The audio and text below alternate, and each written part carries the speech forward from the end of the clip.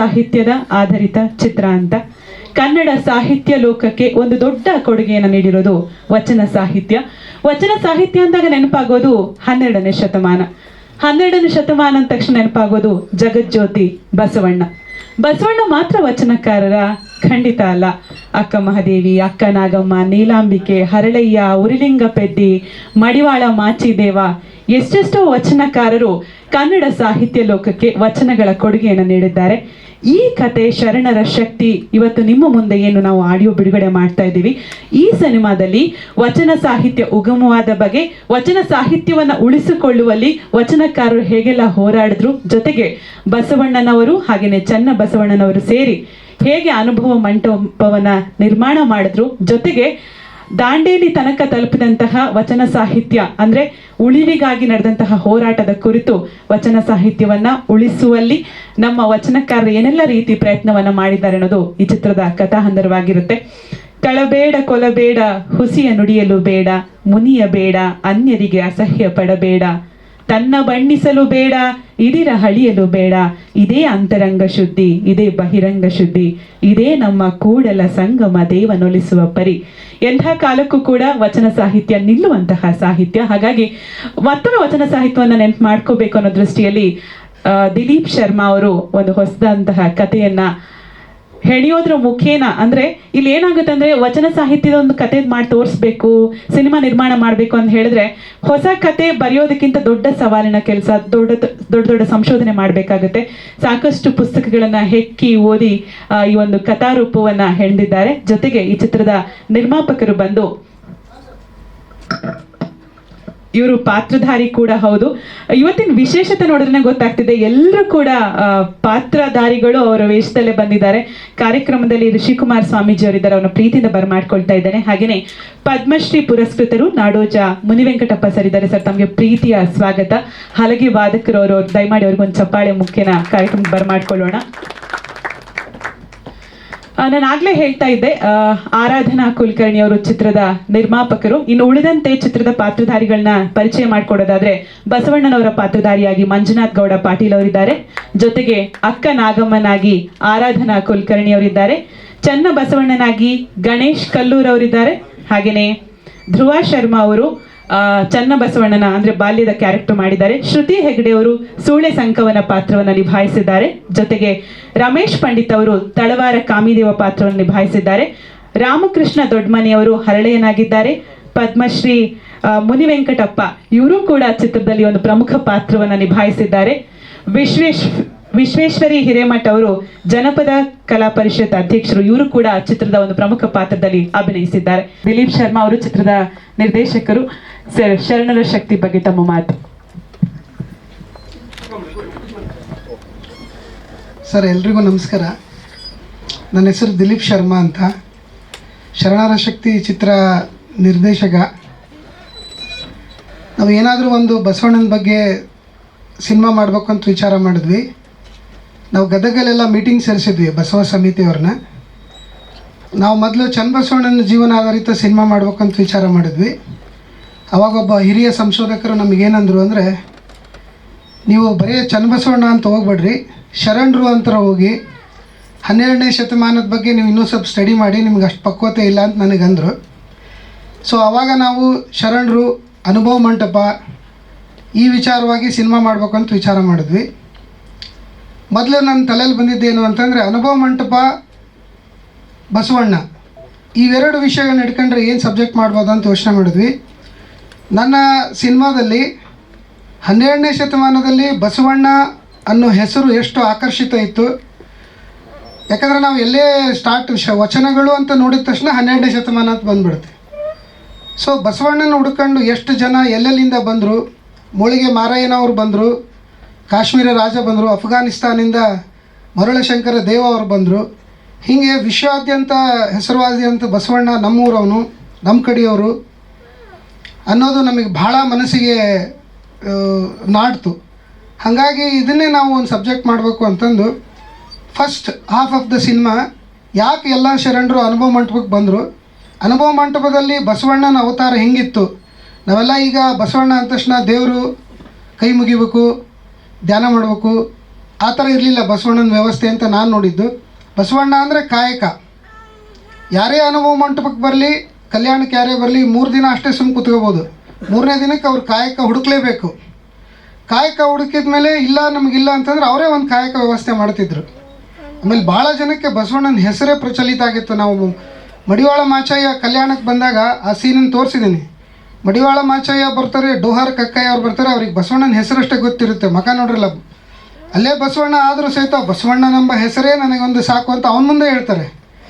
ಇವು ಚನ್ನಬಸವಣ್ಣ ಅವ್ರು ಕೇಳ್ತಾರೆ, ನೀವು ನೋಡಿದಿರಾ ಬಸವಣ್ಣನ ಅಂತಂದು. ಇಲ್ಲ ಬಸವಣ್ಣನ ನೋಡಿಲ್ಲ ನಾನು, ಬಟ್ ಕೇಳಿದ್ದೀನಿ ಅಂದು. ಸೊ ಅಷ್ಟು ಸುಮಾರು ಪುಸ್ತಕಗಳಲ್ಲಿ ಅದು ಉಲ್ಲೇಖ ಆಯಿತು. ಅಂದರೆ ಬಸವಣ್ಣನ ಹೆಸರೇ ಅಷ್ಟು ಪವರ್ಫುಲ್ ಇತ್ತು ಆವಾಗಿನ ಕಾಲದಾಗೆ ಅನ್ನೋದನ್ನು ನಾವು ನಮ್ಮ ಚಿತ್ರದಲ್ಲಿ ಹೈಲೈಟ್ ಮಾಡಿದ್ದೀವಿ. ಆಮೇಲೆ ಆ್ಯಸ್ ಯೂಶುವಲ್ ಕಲ್ಯಾಣ ಕ್ರಾಂತಿ ಆದಮೇಲೆ ವಚನ ಸಾಹಿತ್ಯ ರಕ್ಷಣೆ ಮಾಡೋಕ್ಕೆ ಇವ್ರು ಏನು ಪೇಚಾಡಿದರು, ಎಲ್ಲೆಲ್ಲಿ ವಚನಗಳಿಂದ ಬಚ್ಚಿಟ್ರು, ಆಮೇಲೆ ಅದನ್ನು ಯಾವ ರೀತಿ ಜನಕ್ಕೆ ಸ್ಪ್ರೆಡ್ ಮಾಡಿದರು, ಇದು ನಮ್ಮ ಕಥಾಹಂದರ. ಸೊ ಎಲ್ಲ ಆದಮೇಲೆ ಚನ್ನಬಸವಣ್ಣನ ಸಾಹಿತ್ಯದಾಗ ಉಳಿವಿ ಮುಟ್ಟುತ್ತೆ. ಉಳಿವಿ ಮುಟ್ಟಿದ ಮೇಲೆ ಚನ್ನಬಸವಣ್ಣವ್ರು ಲಿಂಗೈಕ್ಯ ಆಗ್ತಾರೆ. ಮುಂದೆ ನಾಗಮ್ಮ ಅಂಡ್ ಟೀಮ್ ಅದನ್ನು ಹೆಂಗೆ ತಗೊಂಡು ಮುಂದೆ ಹೋತು ಅನ್ನೋದು ಕತೆ. ಸೊ ನಮಗೇನಾಗಿತ್ತು, ತೀರಾ ನಾವು ಕಥಾವಸ್ತು ಆರ್ಟ್ ಮೂವಿ ಥರ ಮಾಡೋದು ಬೇಡ ಅಂತ ಒಂದು ಸ್ವಲ್ಪ ಕಮರ್ಷಿಯಲ್ ಆಸ್ಪೆಕ್ಟ್ ಯೂಸ್ ಮಾಡಿದ್ವಿ. ಸೊ ನಮ್ಮದು ಶರಣರ ಶಕ್ತಿ ತಡಿವೆರ ನೋಡು ಅಂತ. ತಡಿವೆರ ನೋಡು ಅಂತಂದರೆ ಭಾಳ ಜನಕ್ಕೆ ಏನಿತ್ತು ಅಂದರೆ ಕಲ್ಯಾಣ ಕ್ರಾಂತಿ ಆದಾಗ ಕಲ್ಯಾಣನ ಶರಣರು ರಾತ್ರಿ ಬಿಟ್ಟರು ಅನ್ನೋದು ಒಂದು ವಾದ ಇತ್ತು. ಅದಕ್ಕೆ ಬಸವಣ್ಣ ಸಿದ್ದರಾಮೇಶ್ವರರು ಅಲ್ಲಮ್ಮ ಪ್ರಭುಗಳು ಕೂತು ಇದನ್ನು ವಿಚಾರ ಮಾಡ್ತಾರೆ, ಏನು ಮಾಡ್ಬೇಕು ಮುಂದೆ ಅಂದಾಗ. ಆವಾಗ ಚನ್ನಬಸವಣ್ಣ ಹೇಳೋ ವರ್ಡ್ ಅದು, ಶರಣರು ಅಂತಂದರೆ ನಿಂತು ಕೊಳೆಯ ನೀರಲ್ಲ, ಯಾವಾಗಲೂ ಜಲಧಾರೆ ಅದು. ನಮ್ಮ ಸಾಂಗು ಮಾಡಿದ್ದೀವಿ ಅದನ್ನು. ಸೊ ಅದನ್ನು ನಿಮಗೆ ಗೊತ್ತಾಗಬೇಕು ಅಂತಂದರೆ ನೀವು ಶರಣರನ್ನ ತಡೆಯು ನೋಡಬೇಕು ಅಂತ. ಸೊ ಶರಣರನ್ನು ತಡೆಯೋದ್ರೆ ಏನಾಗುತ್ತೆ ಅನ್ನೋದು ಮೋಳಿಗೆ ಮಾರಯ್ಯಂಗೆ ಗೊತ್ತಾಗುತ್ತೆ. ಸೂಳೆ ಸಂಕವ ಅಂದರೆ ಸಂಕವ ಅಂತ ಸೂಳೆ ಅಂತ ಅನ್ನೋಕ್ಕಿಂತ ಮಹಾಶರಣೆ ಸಂಕವ ಅಂತಂದು ದೊಡ್ಡ ಶರಣೆ ಆಗ್ತಾಳೆ. ಅದು ನಮ್ಮ ಸಿನಿಮಾದಲ್ಲಿ ತೋರಿಸಿದ್ವಿ. ಆಮೇಲೆ ತಳವಾರ ಕಾಮಿದೇವ ಅಂತ ಶರಣರು, ಅವ್ರು ಯಾಕೆ ಕಲ್ಯಾಣಕ್ಕೆ ಬಂದರು. ಆಮೇಲೆ ನಮ್ಮ ಉಳಿದ ಎಲ್ಲ ಶರಣರುಗಳು ಮಾದಾರ ಚೆನ್ನೈ ಇರ್ಬೋದು. ಸೊ ಈ ಶರಣರನ್ನ ಹಿಡಿದು ನಾವು ಶರಣರ ಶಕ್ತಿ ಅಂತಂದು ಒಂದು ಶೀರ್ಷಿಕೆ ಮಾಡಿದ್ದೀವಿ. ತಾವೆಲ್ಲರೂ ನಮಗೆ ಆಶೀರ್ವದಿಸಬೇಕು ಅಂತಂದು ಈ ಮೂಲಕ ವಿನಂತಿ ಮಾಡ್ತೀನಿ. ಸರ್ ಪ್ರಶ್ನೆಗಳಿದೆಯಾ? ಪ್ರಶ್ನೆ ಇದೆಯಾ ಸರ್ ಏನಾದರೂ? ಸರ್ ಹುಬ್ಳಿಯಲ್ಲಿ ಮಾಡಿದ್ದೀವಿ ಸರ್. ಸೆಟ್ ಅನುಭವ ಮಂಟಪ ಸೆಟ್ ಹಾಕಿದ್ವಿ ಅಲ್ಲಿ ಹುಬ್ಳೀಲಿ.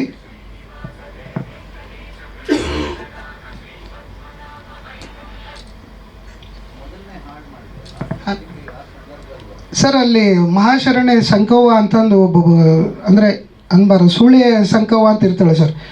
ಅಲ್ಲಿಗೆ ಮುಗ್ಧ ಸಂಗಯ್ಯ ಅನ್ನೋ ಒಬ್ಬ ಶರಣ ಬಂದು ಅವಳಿಗೆ ಲಿಂಗ ದೀಕ್ಷೆ ಕೊಟ್ಟು ಅವಳಿಗೆ ವಿಭೂತಿ ಹಚ್ಚಿ ಅವಳಿಗೆ ಸರ ಹಾಕಿ ಅವಳನ್ನ ಅಂದರೆ ತಾಯಿ ಅವ್ವ ಮಹಾಶರಣಿ ಅಂತ ಅಂದು ಬರ್ತಾನೆ ಸರ್. ಅದು ನೆಕ್ಸ್ಟ್ ಸೀನ್ ಅದಿದೆ. ಸೊ ಅವಳು ಸೀದಾ ಬಸವಣ್ಣನ ಹತ್ರ ಬಂದು, ಅಯ್ಯೋ ನನಗೆ ಇಷ್ಟು ದಿನ ನಾನು ಸತ್ತಿರೋ ತಾಯ್ತನನ್ನು ಎಬ್ಸಿದಂಥ ಶರಣರು ನೀವು, ನನಗೂ ಲಿಂಗ ದೀಕ್ಷೆ ಕೊಡು ಅಂತ ಲಿಂಗ ದೀಕ್ಷೆ ತೊಗೊತಾಳೆ ಸರ್. ಸೊ ಇದು ಫಸ್ಟ್ ಹಾಫಲ್ಲಿ ಆ ಥರ ಬರುತ್ತೆ. ಆಮೇಲೆ ಅವಳು ಬಂದು ಮಹಾಶರಣೆ ಆಗೋದು ನಾನು ಸೀನಲ್ಲಿ ಬರುತ್ತೆ ಸರ್ ಅದು. ಸೊ ಹಂಗಾಗಿ ಅವಳನ್ನ ತೋರ್ಸೋಕೆ ಆ ಥರ ಮಾಡಿದ್ದೀವಿ. ಆಮೇಲೆ ಶೀಲವಂತ ಮತ್ತು ಲಾವಣ್ಯವತಿ ಕ್ಯಾರೆಕ್ಟರ್ನ ಎಸ್ಟಾಬ್ಲಿಷ್ ಮಾಡಿದ್ದೀವಿ ಅಲ್ಲಿ. ಸೊ ಅವ್ರದ್ದು ಒಂದು ಸಾಂಗ್ ಇಟ್ಟಿದ್ದೀವಿ ಸರ್. ಹಾಂ ಸರ್, ಗುಡಿಯಲ್ಲಿ ಮತ್ತು ಮಠಗಳಲ್ಲೆಲ್ಲ ಕತೆ ಹೇಳಿದ್ದೀನಿ ಸರ್ ನಾನು. ಉಳ್ವಿ ಚನ್ನಬಸವೇಶ್ವರ ಗುಡಿ ಅವಾಗ ಹಿಂದೆ ತೋಂಟದಾರಿ ಅಜ್ಜರಿದ್ದಾಗ ಅವ್ರ ಹತ್ರ ಎಲ್ಲ ಹೋಗಿದ್ವಿ ಸರ್. ವೀರಶೈವ ಮಹಾಸಭಾರ ಹತ್ರ ಮಾತಾಡಿದೆ. ಅವರೆಲ್ಲ ಸ್ಕ್ರೀನ್ ಪ್ಲೇ ಅಂದರೆ ಕತೆ ಎಲ್ಲ ಕೇಳಿದ್ರು, ಏನೇನು ಮಾಡಿದ್ದೀರಿ ನೀವು. ಇಲ್ಲಿ ಸಮಸ್ಯೆ ಬರೋದೇನೆಂದರೆ ಚನ್ನಬಸವಣ್ಣನ ಬಗ್ಗೆ ನಾವು ವಿಶ್ಲೇಷಣೆ ಮಾಡಿದಾಗ ಚನ್ನಬಸವಣ್ಣನ ಹುಟ್ಟು ಮತ್ತು ಸಾವು ಎರಡೂ ಒಂದು ಸ್ವಲ್ಪ ಕಾಂಪ್ಲಿಕೇಟೆಡ್ ಇದಾವೆ ಸರ್. ಸೊ ಅದ್ರ ಬಗ್ಗೆ ನಾವು ಅಂದರೆ ಯಾವುದೇ ವಿಚಾರಗಳನ್ನು ಭಾಳ ಟಚ್ ಮಾಡೋಕ್ಕೆ ಹೋಗಿಲ್ಲ. ಎಲ್ಲಿಯೂ ನಾವು ಇವರಿಗೆ ನೋವಾಗಂಥ ಯಾವುದೇ ಪದಗಳನ್ನು ನಾವು ಬಳಸಿಲ್ಲ. ಪುರೋಹಿತ ಅಂದಿಲ್ಲ, ಲಿಂಗಾಯತ ಅಂದಿಲ್ಲ, ವೀರಶೈವ ಅಂದಿಲ್ಲ, ಎಲ್ಲರೂ ಶರಣರು. ಸೊ ಆ ಕಾನ್ಸೆಪ್ಟ್ ಮೇಲೆ ಮಾಡಿರಿ ಅಂತಂದು ನಮಗೆಲ್ಲ ಸಲಹೆ ಕೊಟ್ಟರು. ಆಮೇಲೆ ನೀವು ಏನೇ ಯಾರು ಕೆಳಜಾತಿ ಮೇಲು ಜಾತಿ ಈ ಥರದ್ದು ಯಾವುದನ್ನು ಯಾವ ಪದಗಳನ್ನು ನಾವು ಬಳಸಿಲ್ಲ. ಎಲ್ಲ ಕಡೆನೂ ಅಂದರೆ ಸುಮಾರು ಒಂದು 7-8 ಕಡೆ ಫಿಲ್ಟರ್ ಆಗಿ ಆಮೇಲೆ ಎಲ್ಲ ಇವರಿಗೆ ಕತೆಗಳನ್ನು ಹೇಳಿ ಆಮೇಲೆ ಇದನ್ನು ಶೂಟಿಂಗ್ ಸ್ಟಾರ್ಟ್ ಮಾಡಿದ್ವಿ ಸರ್. ಶೂಟಿಂಗ್ ಎಲ್ಲ ಆಗಿದೆ ಸರ್. ಶೂಟಿಂಗ್ ಆಗಿದೆ, ರೀ ರೆಕಾರ್ಡಿಂಗ್ ಆಗಿದೆ, ಸೆನ್ಸರಿಗೆ ಕಳಿಸ್ಬೇಕು ಸರ್. ನೆಕ್ಸ್ಟ್ ಸರ್ ಶೋ ಹಾಕ್ಬೇಕು ಸರ್. ಹೌದು ಸರ್, ಹಾಕ್ತೀವಿ ಸರ್, ಎಲ್ಲರಿಗೂ ಹಾಕ್ತೀವಿ ಸರ್. 40 days sir. ಹಾಂ ಸರ್, ನಾನು ಮೊದಲು ವಜ್ರೇಶ್ವರಲ್ಲಿ ಅಸೋಸಿಯೇಟ್ ಡೈರೆಕ್ಟ್ರಾಗಿ ಕೆಲಸ ಮಾಡಿದ್ದೆ ಸರ್ 2010 ತನಕ ಮಹೇಶ್ ಬಾಬು ಅವ್ರ ಹತ್ರ.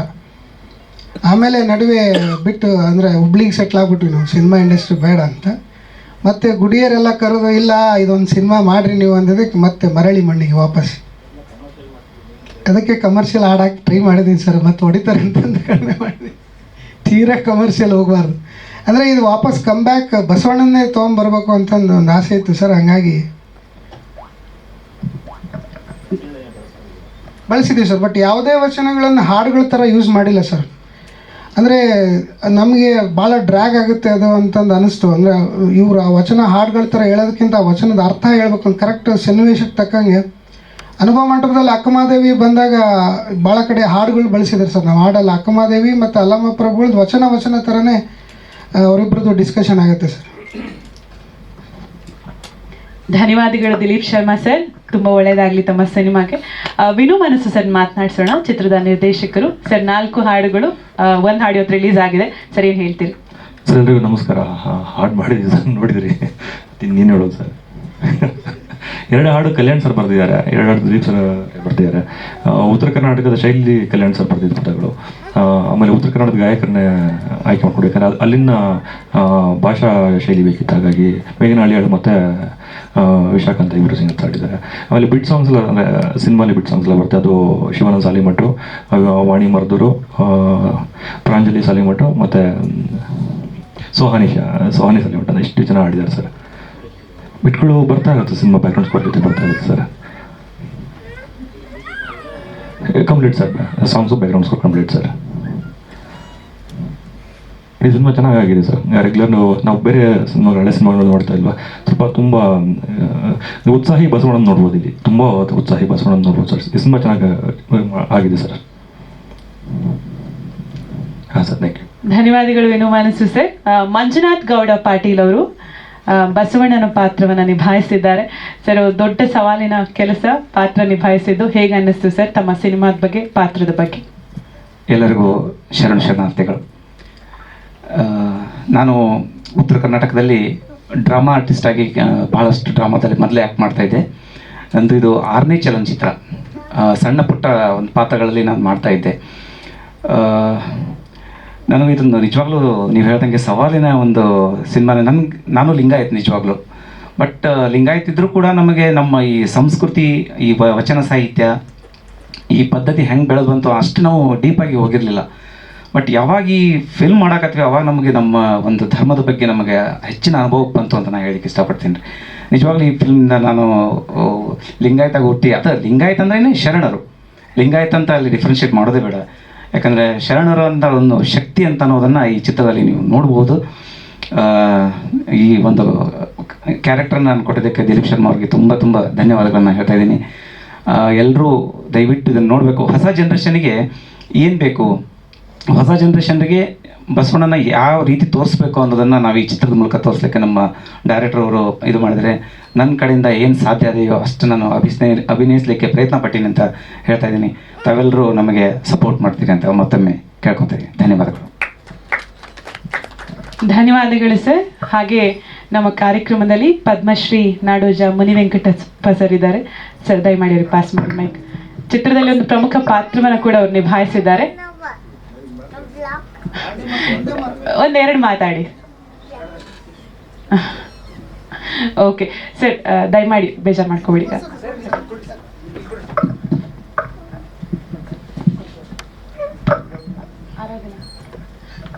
ಚಿತ್ರದ ನಿರ್ಮಾಪಕರು ಆರಾಧನಾ ಕುಲಕರ್ಣಿ ಅವರು, ಜೊತೆಗೆ ಅಕ್ಕ ನಾಗಮ್ಮ ಪಾತ್ರವನ್ನು ನಿಭಾಯಿಸಿದ್ದಾರೆ. ಮೇಡಮ್, ತಮ್ಮ ಪಾತ್ರ ಜೊತೆಗೆ ಚಿತ್ರದ ನಿರ್ಮಾಣದ ಹೊಣೆ ಬಗ್ಗೆ ಮಾತಾಡಿ. ನಮಸ್ಕಾರ ಎಲ್ಲರಿಗೂ. ಈ ಚಿತ್ರವನ್ನು ಕೇಳಿದ ಮೇಲೆ ತುಂಬ ಇನ್ಸ್ಪೈರ್ ಆದೆ ನಾನು. ಅದು ನಾಗಮ್ಮನ ರೋಲ್ ಅಂತಂದ್ರು ಬೋಲ್ಡ್ ಕ್ಯಾರೆಕ್ಟರ್ ಇತ್ತು. ಸೊ ಆ ಕ್ಯಾರೆಕ್ಟರ್ ಮಾಡ್ತಾ ನಾನು ಹೇಗೆ ಬೋಲ್ಡ್ ಆಗಿರ್ಬೇಕು ಅನ್ನೋದೊಂದು ಕಲಿತೆ. ಆಮೇಲೆ ಈ ವಚನ ಬಗ್ಗೆ ನನಗಂತೂ ತಿಳಿದಿರಲಿಲ್ಲ. ಆಮೇಲೆ ಕೇಳ್ತಾ ಅದ್ರ ಮಹತ್ವವನ್ನು ತಿಳ್ಕೊಂಡು ಬಂದೆ. ಅದು ಎಲ್ಲ ಇಷ್ಟ ಆಯಿತು ನನಗೂ. ಸೊ ಅವ್ರು ಹೇಳಿದ್ದಕ್ಕೆ ನಾನು ಒಂದು ಸ್ವಲ್ಪ ಪ್ರೊಡಕ್ಷನ್ ಮಾಡಿ ಇದರಲ್ಲಿ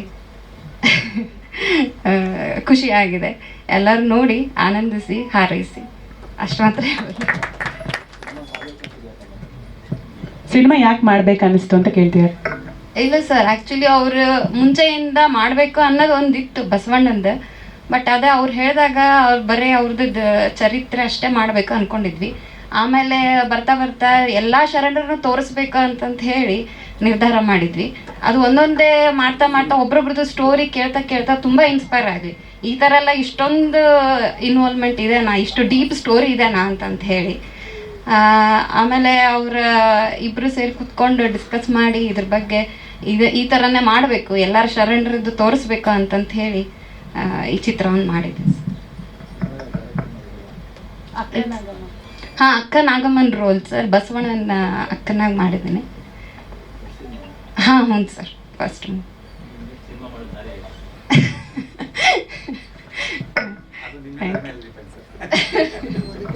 ಆರಾಧನಾ ಅವರೇ ಧನ್ಯವಾದಗಳು, ಒಳ್ಳೇದಾಗ್ಲಿ ತಮಗೆ. ಚಿತ್ರದ ಬಣ್ಣ ಹಾಡನ್ನು ನೋಡ್ತಾ ಇರೋದೊಂದು ಸ್ಪೆಷಲ್ ಟ್ರ್ಯಾಕ್ ಅಂತ ಅನ್ಸುತ್ತೆ. ಸೊ ಅದರ ಪಾತ್ರಧಾರಿಗಳಿಬ್ರು ನಮ್ಮ ಜೊತೆಗಿದ್ದಾರೆ, ವಿಶ್ವರಾಜ್ ಅವರು ಹಾಗೆ ಸಾಚಿ ಅವರು. ವಿಶ್ವರಾಜ್ ಅವ್ರನ್ನ ಮೊದಲು ಮಾತನಾಡ್ಸೋಣ. ಶೀಲವಂತ ಅನ್ನುವಂತಹ ಪಾತ್ರವನ್ನು ನಿಭಾಯಿಸಿದ್ದೀರಿ, ಹೇಗೆ ಅನಿಸ್ತು? ನಮಸ್ತೆ ಎಲ್ರಿಗೂ. ನನ್ನ ಹೆಸರು ವಿಶ್ವರಾಜ್ ರಾಜ್ಗುರು ಅಂತ, ಧಾರವಾಡದವನು. ಮುಂಚೆ ಥಿಯೇಟ್ರೆಲ್ಲ ಮಾಡ್ತಿದ್ದೆ, ನೀನಾಸಂ ಪಾಸ್ಡ್ ಔಟು. ಆ್ಯಕ್ಟಿಂಗ್ ಅಂತಲೇ ತೊಗೊಂಡಿದ್ದು, ಆ್ಯಕ್ಟಿಂಗ್ ಮಾಡ್ಬೇಕಂತಲೇ ಇವಾಗ ಸ್ಟ್ರಗ್ಲಿಂಗ್ ಆ್ಯಕ್ಟರು. ಸೊ ದಿಲೀಪ್ ಸರು ಬಂದು ಕತೆ ಹೇಳಿದ್ರು, ಈ ಥರ ಇದೆ. ಈ ಶರಣರ ಶಕ್ತಿಲಿ ಶೀಲವಂತ ಮತ್ತು ಲವಣ್ಯನ ಕ್ಯಾರೆಕ್ಟ್ರಿಂದ ಒಂದು ಟ್ವಿಸ್ಟ್ ಸಿಗುತ್ತೆ, ಒಂದು ಕಮರ್ಷಿಯಲ್ ಆಸ್ಪೆಕ್ಟು ಇದೆ, ಮತ್ತು ಒಂದು ಅದರಿಂದನೇ ಶರಣರಿಗೆ ಒಂದು ನೀವು ಫಿಲ್ಮ್ ನೋಡಿದ್ರೆ ಒಂದು ಟ್ವಿಸ್ಟ್ ಸಿಗುತ್ತೆ. ಹಾಗಾಗಿ ಕಥೆನೂ ಇಷ್ಟ ಆಯಿತು. ಹಾಗಾಗಿ ಆ್ಯಕ್ಟಿಂಗೇ ಇಷ್ಟಪಡೋದ್ರಿಂದ ಯಾವ್ದು ಕೊಟ್ಟರು ಮಾಡೋಕ್ಕೆ ರೆಡಿ. ಹಾಗಾಗಿ ಒಪ್ಕೊಂಡೆ. ಚಿತ್ರ ಚೆನ್ನಾಗಿ ಮೂಡ್ ಬಂದಿದೆ, ಅಷ್ಟೇ ಹೇಳಕ್ಕೆ. ಧನ್ಯವಾದಗಳು ವಿಶ್ವ ಅವರೇ. ಸಾಚಿ, ತಮ್ಮ ಪಾತ್ರದ ಬಗ್ಗೆ. ನಮಸ್ಕಾರ ಎಲ್ಲರಿಗೂ. ನಾ ಸಾಚಿ ಅಂತ, ನನ್ನ ಕ್ಯಾರೆಕ್ಟರ್ ಲಾವಣ್ಯದಿತ್ತು. ಆ್ಯಕ್ಚುಲಿ ಇದು ನನ್ನ first movie. I can say best experience. ನಾ ಇದರ ಮುಂಚೆ ಏನೂ ಮೂವಿ ಮಾಡಿದ್ದಿಲ್ಲ. ಆದ್ರೆ ನಾ ಸಣ್ಣವಳಿದ್ದಾಗ ನಂಗೆ ಆ್ಯಕ್ಟಿಂಗಿನ ಭಾಳ ಇದು ಇಂಟ್ರೆಸ್ಟ್ ಇತ್ತು. ಅವಾಗ ಒಂದು ಅಪಾರ್ಚುನಿಟಿ ಸಿಕ್ತು. I can say best opportunity. That's all. Please watch the movie. ಧನ್ಯವಾದಗಳು ಲಾವಣ್ಯ. ಚಿತ್ರದ ಶರಣರ ಶಕ್ತಿ ಚಿತ್ರದಲ್ಲಿ ಒಂದು ಪ್ರಮುಖ ಕೆಲಸವನ್ನು ನಿರ್ವಹಿಸಿರುವಂತಹ ಮಂಜುನಾಥ್ ಸರ್ ನಮ್ಮ ಜೊತೆಗಿದ್ದಾರೆ. ಸರ್, ತಮ್ಮ ಮಾತು. ನಮಸ್ಕಾರ ಎಲ್ರಿಗೂ. ಸೊ ನನ್ನ ಹೆಸರು ಮಂಜುನಾಥ್ ಅಂತ. ಸೊ ನಾನು ಈ ಚಿತ್ರದಲ್ಲಿ ಅಲ್ಮಪ್ರಭು ಪಾತ್ರ ನಿಭಾಯಿಸಿದ್ದೀನಿ. ಇದು ನನ್ನ ಮೊದಲನೇ ಚಿತ್ರ. ನಾನು ಮೂಲತಃ ಹೊಸಪೇಟೆಯವನು, ಹಂಪಿ, ವಿಜಯನಗರ ಜಿಲ್ಲೆ. ಸೊ ನಾನು ಸಾಫ್ಟ್ವೇರ್ ಇಂಜಿನಿಯರ್. ಸೊ ಇದು ನನ್ನ ಮೊದಲನೇ ಚಿತ್ರ. ಸೊ ಈ ಒಂದು ಆಪರ್ಚುನಿಟಿ ಕೊಡೋದಕ್ಕೆ ದಿಲೀಪ್ ಶರ್ಮಾ ಅವರಿಗೆ ತುಂಬ ತುಂಬ ಧನ್ಯವಾದಗಳು. ತುಂಬ ಪಿಕ್ಚರ್ ತುಂಬ ಚೆನ್ನಾಗಿ ಮೂಡಿ ಬಂದಿದೆ. ನಂದೊಂದು ಪಾತ್ರ ಮೂಲತಃ ಒಂದು ಮುಖ್ಯ ಪಾತ್ರ. So please watch the movie. So and wish you all the best to everyone. ಧನ್ಯವಾದಗಳು ಸರ್. ಸಂಗೀತ ಅವರು ಮತ್ತೊಬ್ಬ ಶರಣೆ ಪಾತ್ರವನ್ನು ನಿಭಾಯಿಸಿದ್ದೀರಿ. ತಮ್ಮ ಪಾತ್ರದ ಬಗ್ಗೆ, ಸಿನಿಮಾ ಬಗ್ಗೆ. ಎಲ್ಲರಿಗೂ ನಮಸ್ಕಾರ. ನನ್ನ ಹೆಸರು ಸಂಗೀತ ಅಂತ. ಈ ಮೂವಿಯಲ್ಲಿ ನಾನು ಬಸವಣ್ಣನವರ ಹೆಂಡತಿ ಪಾತ್ರ ಅಂದರೆ ನೀಲಾಂಬಿಕೆ ಪಾತ್ರ ಮಾಡಿದ್ದೀನಿ. ಇದು ನನ್ನ first movie with no experience. ನನಗೇನು ಎಕ್ಸ್ಪೀರಿಯನ್ಸ್ ಇರಲಿಲ್ಲ, ಫಸ್ಟ್ ಟೈಮ್ ಕ್ಯಾಮ್ರಾ ಫೇಸ್ ಮಾಡಿದ್ದು. ಐ ಥಿಂಕ್ ನಾನು ಟ್ರೈ ಮಾಡಿದ್ದೀನಿ. ಎಲ್ಲರೂ ಪ್ಲೀಸ್ ದಯವಿಟ್ಟು ಚಿತ್ರವನ್ನು ನೋಡಿ ನಮಗೆ ಆಶೀರ್ವಾದ ಮಾಡಿ. Thank you. ಧನ್ಯವಾದಗಳು ಸಂಗೀತ. ನನ್ನ ಹೆಸರು ಧ್ರುವ ಶರ್ಮಾ ಅಂತ. ನಾನು ಈಗ 9th ಸ್ಟ್ಯಾಂಡರ್ಡ್ ಓದ್ತಾ ಇರೋದು. ನಾನು ಶರಣರ ಶಕ್ತಿ ಎಂಬ ಚಿತ್ರದಲ್ಲಿ ಚನ್ನಬಸವಣ್ಣ ಎಂಬ ಪಾತ್ರವನ್ನು ಮಾಡಿದ್ದೇನೆ.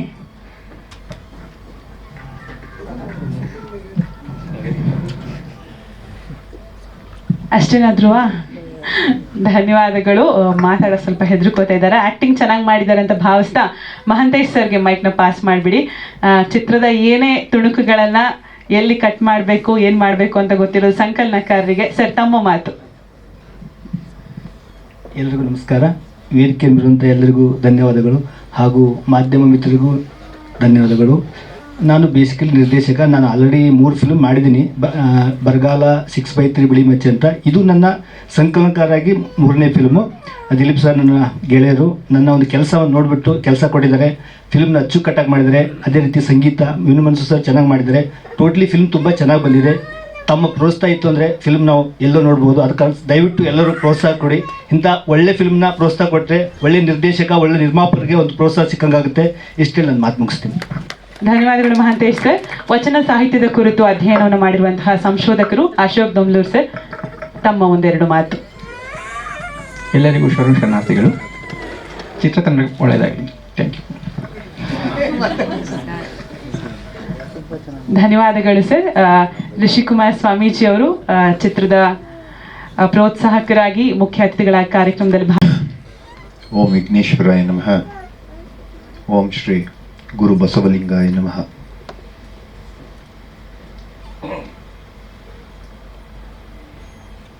ಶರಣರ ಶಕ್ತಿ ನಾಡಿಗೆ, ದೇಶಕ್ಕೆ, ವಿಶ್ವಕ್ಕೆ 12ನೇ ಶತಮಾನದಲ್ಲಿ ಹುಟ್ಟಿದ ಬಸವಾದಿ ಶರಣರು. ಇವರ ಒಂದು ಆಂದೋಲನ, ಒಂದು ಹೋರಾಟ ಇಡೀ ವಿಶ್ವವನ್ನು ವ್ಯಾಪಿಸ್ತು. ನನ್ನ ಅಕ್ಕಪಕ್ಕ ಇಬ್ಬರು ಹಿರಿಯರು ಕೂತಿದ್ದಾರೆ.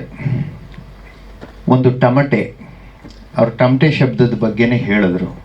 ಜೊತೆಗೆ ಇದರ ಪಾತ್ರವು ಒಂದು ಟಮಟೆ ಪಾತ್ರದಲ್ಲಿ ನೋಡಿದೆ. ಅಂದರೆ ಶಬ್ದ. ನೀವೇನಾದರೂ ಚಾಮುಂಡೇಶ್ವರಿ ದಸರಾದಲ್ಲಿ ಏನು ವಿಶೇಷ ಅಂದರೆ ಚಾಮುಂಡೇಶ್ವರಿ ಅಂತೀವಿ. ಚಾಮುಂಡೇಶ್ವರಿ ಒಬ್ಬಳೇ ಬಂದರೆ ವಿಶೇಷನಾ? ಇಲ್ಲ. ಮುಂದೆ ಬಣ್ಣ ಬಣ್ಣದ ಬಟ್ಟೆ, ಆ ಟಮಟೆ, ಡೋಲು, ನಗಾರಿ, ಪಟಾಕಿ, ವಾದ್ಯ, ವಾಲ್ಗ ಎಲ್ಲ ಸೇರಿದ್ರೆ ಹೇಗೆ ಒಂದು ವಿಜೃಂಭಣೆಯ ಕಳೆ ಕಟ್ಟುತ್ತೋ ಹಾಗೆ ಪಕ್ಕದಲ್ಲಿ ಶಬ್ದ ಕೂತಿದೆ, ಈ ಕಡೆ ಪಕ್ಕದಲ್ಲಿ ಸಾಹಿತ್ಯ ಕೂತಿದೆ. ಇಬ್ರು ಹಿರಿಯರು, ಇಬ್ರು ನಮಗೆ ಮೈಕ್ ಬೇಡ ಅಂದ್ಬಿಟ್ರು. ಈ ಎರಡು ಹಿರಿಯ ತಲೆಗಳು ಮೈಕ್ ಬೇಡ ಅಂದ್ವು ಅಂದರೆ ಮುಂದ್ಲವ್ರ ಕತೆ ಏನು? ಆ ಶಕ್ತಿಗಳು ಇನ್ನೂ ಒಂದು ವಚನ ಸಾಹಿತ್ಯದ ಭಂಡಾರ ಅನ್ನಿಸ್ಕೊಂಡು ಅದರಲ್ಲಿ ಕೃಷಿ ಮಾಡಿದಂಥ ವ್ಯಕ್ತಿ ಆ ಕಡೆ.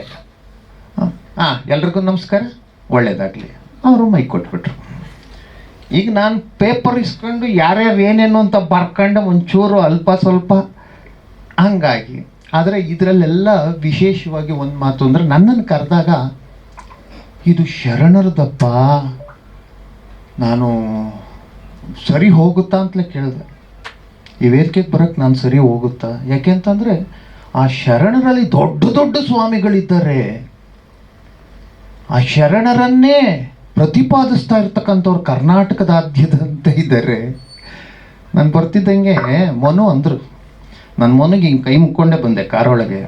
ಮನು ಅಂತಾನೆ ಇಳಿದ್ಮೇಲೆ, ಅಲ್ಲ ಅವ್ರ ಪಕ್ಕದಲ್ಲಿದ್ದವ್ರು ಅಂದರು, ಮನು ನಿನಗೆ ಕೈ ಮುಗ್ದಿದ್ದವರು ಅಂತ. ಗೊತ್ತಾಗ್ಲಿಲ್ಲ, ಯಾರೋ ದೊಡ್ಡ ಸ್ವಾಮಿಗಳು ಬಂದ್ಬಿಟ್ರು ಅಂತ ಫೋಟೋ ಹಿಡಿತಿದ್ದೆ. ಅಂದರೆ ನಾನು ಸಣ್ಣ ಸ್ವಾಮಿ ಅಂತ ಒಂದು ಲೆಕ್ಕ. ಇಲ್ಲಿ ಸ್ವಾಮಿ, ಇಲ್ಲಿ ದೊಡ್ಡ ಸ್ವಾಮಿ, ಸಣ್ಣ ಸ್ವಾಮಿ, ಮರಿ ಸ್ವಾಮಿ, ಪುಟ್ಟ ಸ್ವಾಮಿ ಅಂತ ಇರ್ತಾರೆ. ಎಲ್ಲರೂ ಒಂದೇ ಸ್ವಾಮಿ ಅಂದಾಗ. ಆ ಸ್ವಾಮಿಲಿ ದೊಡ್ಡ ದೊಡ್ಡವರೆಲ್ಲ ದೊಡ್ಡ ದೊಡ್ಡ ಕಡೆ ಇದ್ದಾರೆ, ಸಣ್ಣ ಸಣ್ಣವರೆಲ್ಲ ಓಡಾಡ್ಕೊಂಡಿದ್ದೀವಿ ಅಷ್ಟೇ. ಅದು ಕೆಲವ್ರಿಗೆ ಅರ್ಥ ಆಯಿತು, ಅವರು ಹಂಗೆ ಮಾತಾಡ್ಕೊಂತವ್ರು. ಯಾರು ದೊಡ್ಡವರು, ಯಾರು ಚಿಕ್ಕವರು, ಯಾರು ಇಲ್ಲ. ಇಲ್ಲಿ ಎಲ್ಲರೂ ಸರಿ ಸಮವಾಗಿದ್ದಾರೆ ಅನ್ನೋದನ್ನು ತೋರಿಸಿದ್ದು ಬಸವಣ್ಣ. ಅಲ್ಲಿವರೆಗೂ ದೊಡ್ಡ ದೊಡ್ಡವರು ಇದ್ರು, ಸಣ್ಣ ಸಣ್ಣವ್ರಿಗೂ ಇದ್ರು. ಆದರೆ ಒಂದು ಮಾತು ನೀವು ಅರ್ಥ ಮಾಡ್ಕೊಂಡ್ರಿ ಅನ್ಸುತ್ತೆ. ಇಷ್ಟು ಮಾತಿನಲ್ಲಿ ಬಸವಣ್ಣನ ಪಾತ್ರಧಾರಿಗಳೊಂದು ಮಾತು ಹೇಳ್ತಾರೆ, ಹೊಸ ಜನ್ರೇಷನ್ಗೆ ಅಂತ ಬೇಕಾದಂತೆ ಚಿತ್ರ ಮಾಡಿದ್ದೀವಿ ಅಂತ. ಅದರಲ್ಲಿ ಪತ್ರಕರ್ತರು ಒಂದು ಡೈರೆಕ್ಟರ್ಗೆ ಕ್ವಶನ್ ಕೇಳ್ತಾರೆ, ಮೊದಲನೇ ಸಾಂಗು ಯಾವುದಕ್ಕೆ ಮಾಡಿದ್ದೀರಿ ನೀವು ಅಂತ. ಎಲ್ಲರ ಕಣ್ಣು ಸಾಂಗ್ ಮೇಲಿತ್ತು.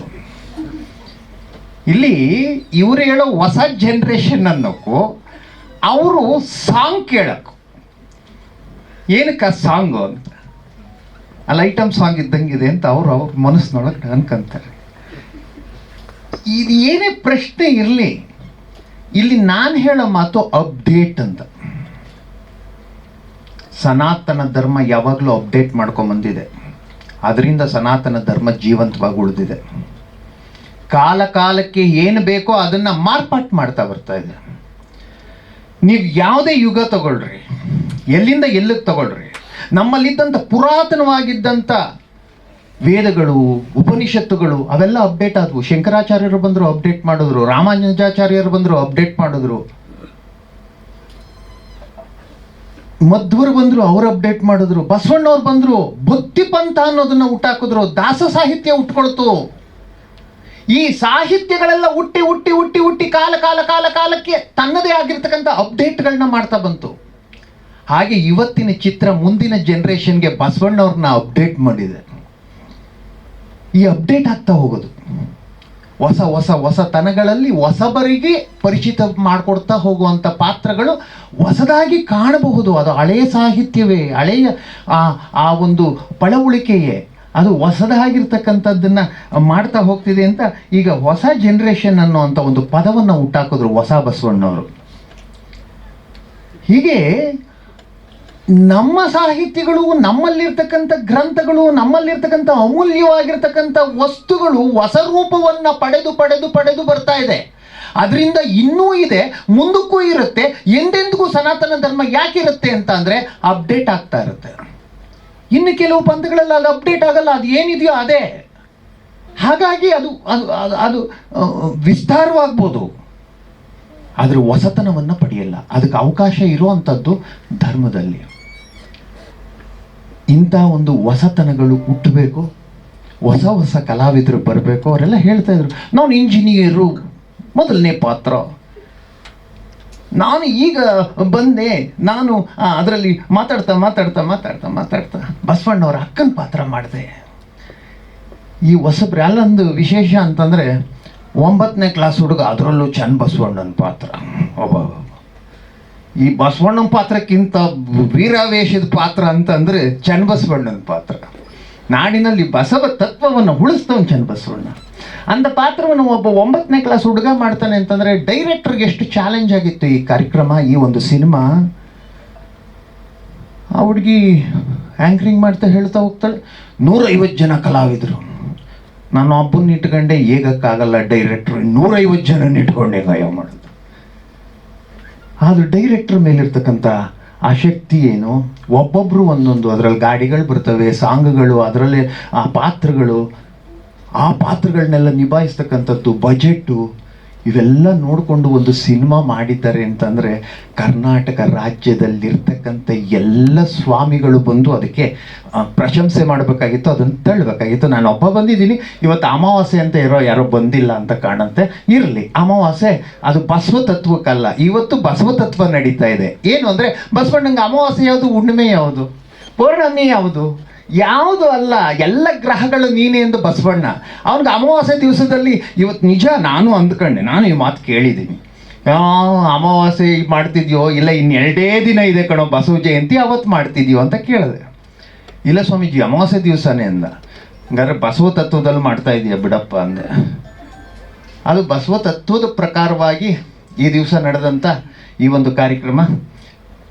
ನಾನು ಈ ಕಾರ್ಯಕ್ರಮಕ್ಕೆ ಬಂದು ನಿಮ್ಮೆಲ್ಲರ ಜೊತೆನಲ್ಲೂ ಇದ್ದೀನಿ ಅಂದರೆ ಅದು ಬಸವಣ್ಣವ್ರ ಆಶೀರ್ವಾದ ಅಂತ ತಿಳ್ಕೊಳ್ತೀನಿ.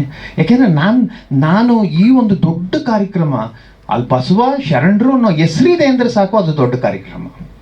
ಅಂಥ ಕಾರ್ಯಕ್ರಮದಲ್ಲಿ ನಾನು ಒಬ್ಬ ನೀವು ಪುಟ್ಟವರು ಅಂತ ಹೇಳಿಬಿಟ್ಟು ಮನು ಆಗಲೇ ಟೈಟ್ಲ್ ಕೊಟ್ಬಿಟ್ಟಿದ್ದಾನೆ ಅಲ್ಲಿ ಆಚೆ ಕಡೆಯಲ್ಲಿ, ನೀವು ಪುಟ್ಟವರು ಅಂತ. ನಾನು ನಿಜ ಬಸವಣ್ಣ ಹೇಳಿದ್ದು ಅದೇ ಪದನ, ಬಸವಣ್ಣವ್ರ ಪದ ಅದು. ಎಲ್ಲರಿಗಿಂತ ಕಿರಿಯ ನಾನಯ್ಯ, ಎಲ್ಲರಿಗಿಂತ ಕಿರಿಯ ನಾನಯ್ಯ, ಎಲ್ಲರೂ ಎನಗಿಂತ ಹಿರಿಯರಯ್ಯ. ಈ ನಾಡಿನಲ್ಲಿರ್ತಕ್ಕಂಥ ಎಲ್ಲ ಸ್ವಾಮಿಗಳು ನನಗಿಂತ ಹಿರಿಯರು, ಅವರೆಲ್ಲರ ಆಶೀರ್ವಾದ ಈ ಚಿತ್ರಕ್ಕಿರಲಿ ಅಂತ ನಾನು ಇಲ್ಲಿಂದ ಅವ್ರಿಗೆ ಪ್ರಾರ್ಥನೆಯನ್ನು ಸಲ್ಲಿಸ್ತಾ ಇದ್ದೀನಿ ಅಂತ ಹೇಳ್ತಾ 2 ಮಾತು ಅಂದ್ಕೊಂಡೆ, ತುಂಬ ಆಡ್ಬಿಟ್ಟಿದ್ದೀನಿ. ಹಿರಿಯರಾಗಿರ್ತಕ್ಕಂಥವ್ರು 2 ಮಾತಾಡಬೇಕು, ಅವ್ರದ್ದೇ ಸಭೆ ಇದು ಅಂತ ಹೇಳ್ತಾ ಈ ಮೈಕನ್ನು ಮುಂದಕ್ಕೆ ಕೊಡ್ತೀನಿ. ಧನ್ಯವಾದಗಳು ಸ್ವಾಮೀಜಿ ಕಾರ್ಯಕ್ರಮಕ್ಕೆ ಭಾಗಿಯಾಗಿದ್ದಕ್ಕೆ. ಸರ್ ಶುಭ ಹಾರೈಸಿದ್ರೆ ಸರ್.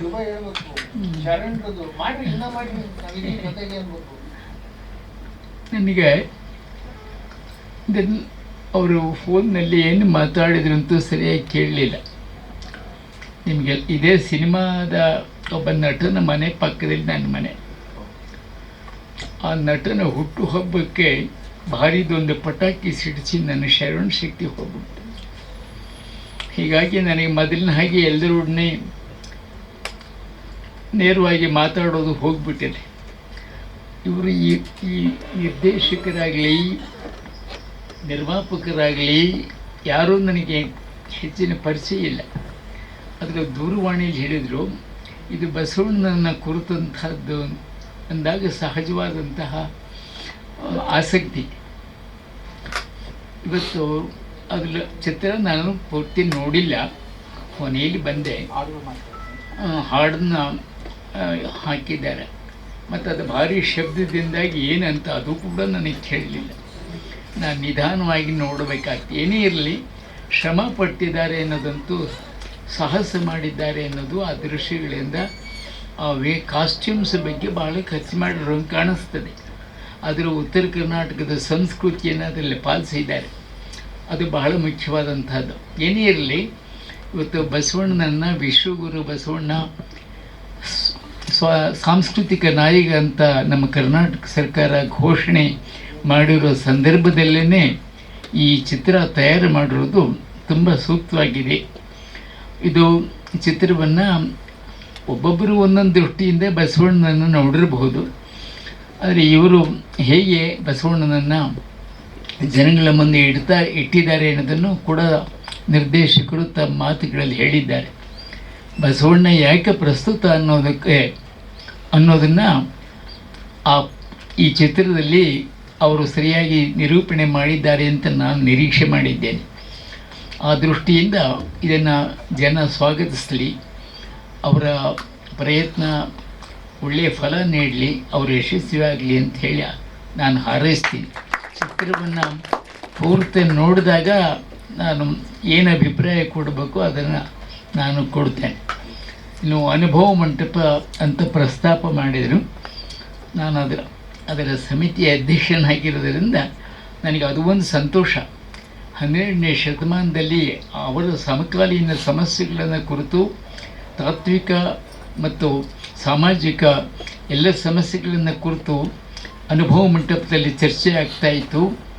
ಎಲ್ಲ ವರ್ಗದ ಜನಗಳು ಕೂಡ ಅಲ್ಲಿ ಪಾಲ್ಗೊಳ್ತಾ ಇದ್ದರು ಅಂಥದ್ದೇ ಒಂದು ಇವತ್ತಿನ ಪರಿಸ್ಥಿತಿಗೆ, ಇವತ್ತಿನ ರಾಜಕೀಯ, ಸಾಮಾಜಿಕ, ಆರ್ಥಿಕ, ಶೈಕ್ಷಣಿಕ, ಧಾರ್ಮಿಕ, ಸಾಂಸ್ಕೃತಿಕವೂ ಸೇರಿದ ಹಾಗೆ ನಾವು ಎಂತೆಂಥ ಸವಾಲುಗಳನ್ನು ಎದುರಿಸ್ತಾ ಇದ್ದೇವೆ ಅನ್ನೋದರ ಬಗ್ಗೆ ಇವತ್ತಿನ ಜನ ವಿಚಾರವಂತರು ಕುರಿತು ಚರ್ಚೆ ಮಾಡಿ ಆಡಳಿತ ಮಾಡೋರಿಗೆ, ನೀತಿ ನಿರೂಪಕರಿಗೆ ಮಾರ್ಗದರ್ಶನ ಮಾಡೋಂಗಾಗಬೇಕು ಅಂಥೇಳಿ ಒಂದು ನೂತನ ಅನುಭವ ಮಂಟಪ ನಿರ್ಮಾಣ ಆಗಬೇಕು ಅಂಥೇಳಿ ಅದನ್ನು ನಮ್ಮ ಮುಖ್ಯಮಂತ್ರಿ ಸಿದ್ದರಾಮಯ್ಯನವರು ಗಂಭೀರವಾಗಿ ತೆಗೆದುಕೊಂಡು ಆ ತೀರ್ಮಾನಕ್ಕೆ ಬಂದರು.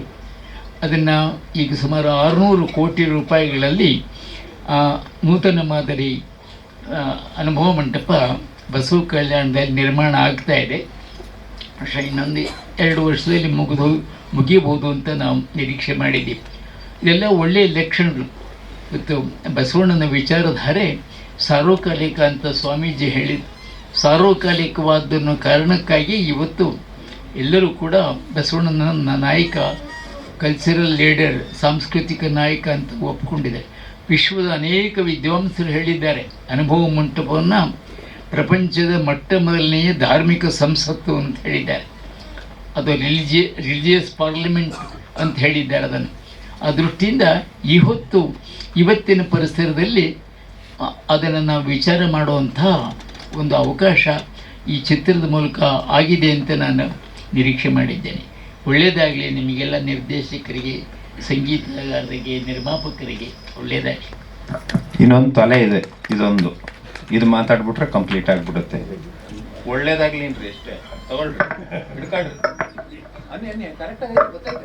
ಹಲೋ, ಏನಂತ ಅನ್ಬೇಕಪ್ಪ? ಎಲ್ಲ ಈ ಚಿತ್ರ ಹೆಂಗಿತ್ತು, ಒಳ್ಳೇದಾಯ್ತು, ಶೂಟಿಂಗ್ ಹೆಂಗಿತ್ತು? ಈ ಚಿತ್ರ ಹೆಂಗಿತ್ತು ನನಗೆ ಗೊತ್ತಿಲ್ಲ. ನಾನು ಹೋಗಿದ್ದೆ, ಚಿತ್ರ ಮಾಡಕ್ಕೆ ಹೋಗಿದ್ದೆ. ಎಲ್ಲರಿಗೂ ಒಳ್ಳೆಯದಾಗಲಿ, ಚಿತ್ರ ಚೆನ್ನಾಗಿ ನಡೀಲಿ. ಗುರು ಅಂದರೆ ಏನು ಅಂದರೆ ಸುಮ್ಮನೆ ಕುಂತಿರೋರ ಕೈನಲ್ಲೂ ಮಾತಾಡ್ಸೋದು. ನಾನು ಪ್ರಯತ್ನ ಪಟ್ಟಿದ್ದೀನಿ, 2 ಕೈಲೂ ಮಾತಾಡ್ಸಿದ್ದೀನಿ. ನಿಮ್ಮೆಲ್ಲರ ಪ್ರೀತಿ ಆ ಚಿತ್ರದ ಮೇಲೆ ಇರಲಿ ಅಂತ ಎಲ್ಲ ನನ್ನ ಪತ್ರಕರ್ತ ಮಿತ್ರರಲ್ಲಿ ಕೈ ಮುಗಿದು ಕೇಳ್ಕೊಳ್ತಾ ಇದ್ದೀನಿ. ಪುಟ್ಟ ಚಿತ್ರ ಅಂತಾರೆ, ದೊಡ್ಡ ಚಿತ್ರವನ್ನಾಗಿ ಮಾಡುವಂತ ಶಕ್ತಿ ನಿಮ್ಮೆಲ್ಲರ ಕೈನಲ್ಲೂ ಇದೆ ಅಂತ ಹೇಳ್ತಾ ಇದ್ದೀನಿ. ಧನ್ಯವಾದಗಳು ಸ್ವಾಮೀಜಿ. ಗೊರುಡ್ ಜನಪದ ಸರ್ಗೂ ಕೂಡ ಧನ್ಯವಾದಗಳು. ಮುನಿವೆಂಕಟಪ್ಪ ಸರ್ ಕೂಡ ಧನ್ಯವಾದಗಳು. ದಯಮಾಡಿ ಆ CD ಕೊಡಿ ಸರ್ ಪ್ಲೀಸ್. ಎಲ್ಲ ತಂತ್ರಜ್ಞರು ಕಲಾವಿದರು ಯಾರಿದ್ರು ದಯಮಾಡಿ ವೇದಿಕೆಗೆ ಬಂದರೆ ಧ್ವನಿ ಸುರುಳಿ ಬಿಡುಗಡೆ ಅಧಿಕೃತವಾಗಿ ಒಂದು CD-ಯನ್ನು ಅನಾವರಣ ಮಾಡೋದ್ರ ಮುಖೇನ ನಡೆಯುತ್ತೆ. ಹಾಪ್ಟಿಲ್ ಮ್ಯೂಸಿಕ್ ಯೂಟ್ಯೂಬ್ ಚಾನೆಲ್ನಲ್ಲಿ ಚಿತ್ರದ ಹಾಡುಗಳನ್ನು ತಾವೆಲ್ಲರೂ ಕೂಡ ವೀಕ್ಷಣೆ ಮಾಡಬಹುದು. ಶರಣರ ಶಕ್ತಿ, ಜಗಜ್ಯೋತಿ, ಕಾಯಕ ಯೋಗಿ, ಬಸವೇಶ್ವರರ ಜೀವನ ಚರಿತ್ರೆ ಜೊತೆಗೆ ವಚನ ಸಾಹಿತ್ಯದ ಉಗಮ, ಅದರ ಹೋರಾಟದ ಕುರಿತ ಎಲ್ಲ ತುಣುಕುಗಳನ್ನು ತಾವು ಚಿತ್ರಮಂದಿರದಲ್ಲೇ ಹೋಗಿ ನೋಡಬೇಕು. ಶರಣರ ಶಕ್ತಿ 4 ಹಾಡುಗಳು ಕಾಲಕ್ಕೆ ರಿಲೀಸ್ ಮಾಡ್ತಾ ಹೋಗ್ತಾರೆ. ದಯಮಾಡಿ ತಾವೆಲ್ಲರೂ ಕೂಡ ವಚನ ಸಾಹಿತ್ಯವನ್ನು ಅರಿಯುವ ಸಲುವಾಗಿ ಚಿತ್ರವನ್ನು ದಯಮಾಡಿ ಎಲ್ಲರೂ ಕೂಡ ನೋಡಿ, ಹಾಡುಗಳನ್ನು ಬೇರೆಯವ್ರಿಗೂ ಕೂಡ ಹಂಚಿ ಅಂತ ಕೇಳ್ಕೊತಾ ಇದ್ದೇನೆ. ಶರಣರ ಶಕ್ತಿ ತಡಿಗಾರ ನೋಡು ಅನ್ನುವಂತಹ ಅಡಿಬರಹದಲ್ಲಿ ಚಿತ್ರವನ್ನು ಬಹಳ ಸುಂದರವಾಗಿ ಶೀರ್ಷಿಕೆಯನ್ನು ಡಿಸೈನ್ ಮಾಡಿದ್ದಾರೆ. ಸೊ ಚಿತ್ರತಂಡಕ್ಕೆ ಒಳಿತಾಗಲಿ. ನಮ್ಮ ಅತಿಥಿಗಳು ಕೂಡ ಶುಭವನ್ನು ಹಾರೈಸಿದ್ದಾರೆ. ದಯಮಾಡಿ ಚಿತ್ರತಂಡಕ್ಕೆ ಎಲ್ಲರೂ ಕೂಡ ಒಂದು ಶುಭಾಶಯವನ್ನು ಸಲ್ಲಿಸಬೇಕು ಪ್ಲೀಸ್.